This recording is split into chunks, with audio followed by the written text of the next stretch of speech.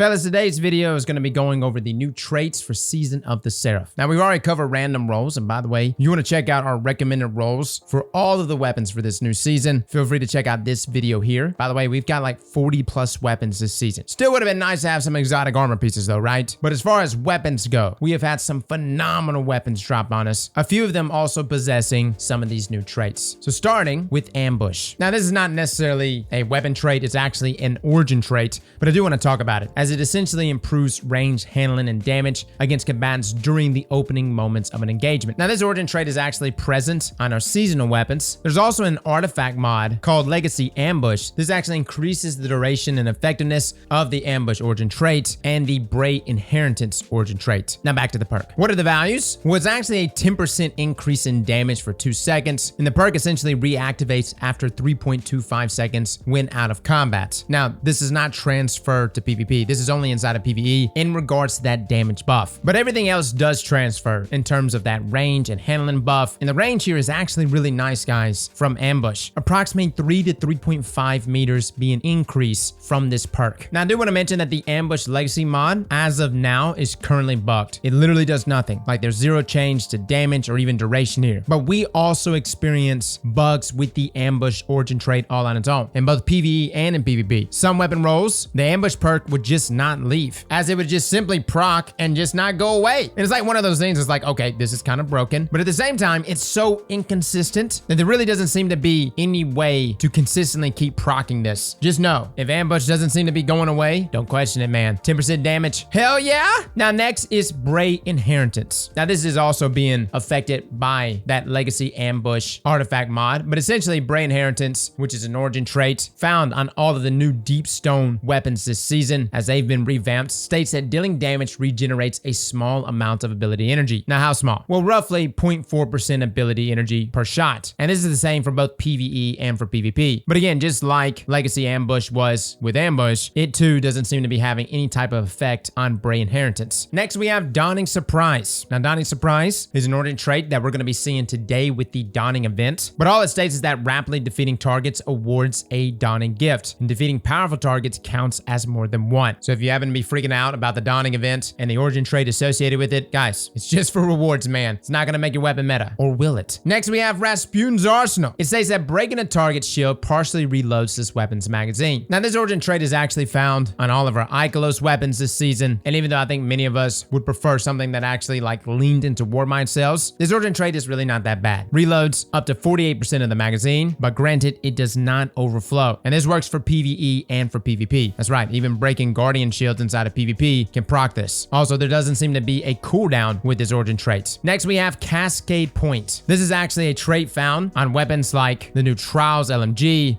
Bruna, the Icolos shotgun, the new Cold Front that's coming out, Wendigo, Lodbrok. Essentially though, this trait states that final blows or sustained precision hits with another weapon increases this weapon's rate of fire for a short duration. Now, what does that increase? Roughly 25 to 30% increase in rate of fire. Now, the activation is actually on 12 precision hits from a primary weapon or 2 precision hits from a special weapon. And again, you have to do this with other weapons to increase the rate of fire for that weapon. And you can see on certain weapons where this can be extremely beneficial. You can imagine like a damage phase with Wendigo. You can immediately just blow your load. Now, is it worth blowing your load without in fact actually taking advantage of damage buffs like Explosive Light or even Full Court? That's something to keep in mind. We'll have to definitely weigh the pros and cons of that trait. Next, we have Close to Melee. This says that glaive projectile final blows improves glaive melee damage, and glaive projectile or melee damage extends this duration. Now, inside of PvE, this is a 30% increase in damage. You actually get 5 seconds per kill to a max of 9 seconds in duration. Now, PvP, you also get a 30% buff, but again, this is something that we're actually pulling online. We still have not been able to get a roll with this trait. But if you haven't had the new glaive for the season, you can get it on Judgment of Kel'Garath, which by the way has an enhanced version of this trait too, which essentially just increases that duration even more. Next, we have Offhand Strike. Final blows grant additional weapon range, stability, and accuracy when firing from the hip for a short duration. Now, we actually tested this on a 900 round per minute SMG. Damage fall off was actually 14 meters without the perk, but with the perk procced, it was 20 meters. That is a substantial buff there in range. And the weapons that you're going to be seeing this season with Offhand include Stay Frosty, which will be the new Stasis Pulse Rifle with the Dawning. You also have the Icolos Hand Cannon, the Icolos Shotgun, Heritage Unwavering Duty, Hung Jury, Dark Decider. There's a ton of weapons that will have this trait present on it. And I almost think of it as like killing wind, but even better, but only from the hip. So you have to sit there and ask yourself which one of these weapons amongst all of these are probably going to benefit the most from it. I think probably Prolonged Engagement, which is the new stasis submachine gun. That could probably benefit pretty well from that trait. A lot of times with my SMGs, I'm firing from the hip. Or you can lean into the new Suro sidearm, Furatura 59, and you can roll out Offhand Strike with hip fire grip. And holy hell, guys, you just got like mad accuracy from the hip, especially after getting those final blows. Next, we have Perfect Float. Being in combat for a moderate time increases airborne effectiveness and reduces flinch until you are out of combat. Now, this is the same for both PvE and for PvP, but this is a plus 30 increase in airborne effectiveness. Also, there seems to be a similar level of flinch resist to that of like 10 resilience, which is that 0.9 scalar. Pretty significant here, guys. Now, it does require you to be in combat, and it says moderate time. That's actually 6 seconds. Simultaneously, though, it lasts for 6 seconds. So at least it does persist. And it's present on things like the Tripwire Canary, Posterity, Fire and Forget, Jaraka Raka, which by the way is a very good scout rifle, and a new Exalted Truth hand cannon. Now, granted, I don't really know how beneficial this perk is going to be like next season, at least in the airborne effectiveness department, because Bungie is reworking airborne effectiveness for primary weapons. With a reduction there in flinch, though, is still very, very nice. Next, we have Shot Swap. This is a perk found on many of the new seasonal weapons, including Succession, Glacial Chasm, Exalted Truth, the Iglos SMG, Avalanche. But this trait states that final blows build and store charges, which allow you to swap and stow this weapon at a faster rate. Now, this is actually plus 2 stacks per kill in PvP, and it grants you 25 handling, and it's the same for PvE as well. Next, we have Target Lock. Now, this is by far the most intriguing perk to me. It states that the damage increases the longer this weapon remains on a target. Now, this is actually present on both of our LMGs this season, the Avalanche with the Dawning and the Retrofit Escapade. It's also on the Lodbrok auto rifle, which is a 360 round per minute auto, and the Prolonged Engagement SMG. Now, it increases in damage each second you remain on target and stacks up to 5 times, maxing out at a 40% damage increase. Now, surprisingly, the initial damage increase is actually 17%, and after that, the damage ramps up through each stack until it hits that 40% cap. Now, this was actually tested through a number of different weapons, including a 360 round per minute auto rifle, a 900 round per minute SMG, machine guns. Even in PvP, we tested it, and it's all a 17% bump on that first stack, and will continue ramping up to 40% on that 5th stack. Now, granted, there are certain weapons